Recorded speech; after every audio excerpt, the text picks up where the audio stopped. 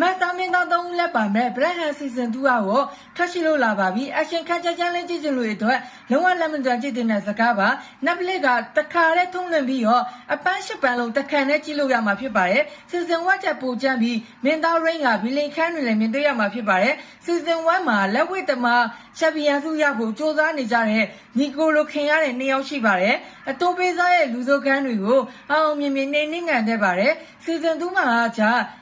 ရှင်းဝေလောကတဲ့ပုံမကြမ်းတမ်းတဲ့မြေအောင်လက်ဝဲလောကကိုစက်ကျင်ပြီးပုံမကြီးမားတဲ့အနေရတွေနဲ့ရင်ဆိုင်ရမှာဖြစ်ပါတယ်ဒီ season 2မှာပရိသတ်ကြီးအကြည့်ကျင်ဆုံးဖြစ်တဲ့ဘီလင်အဖြစ်တရုပ်ဆောင်ထားတဲ့မင်းသား Rain ရဲ့အမတ်စားတရုပ်ဆောင်ချက်တွေရဲ့အကြားဘလောက်ထိရင်တထိတ်ထိတ်နဲ့ကြည့်ရှုရမလဲဆိုတာကို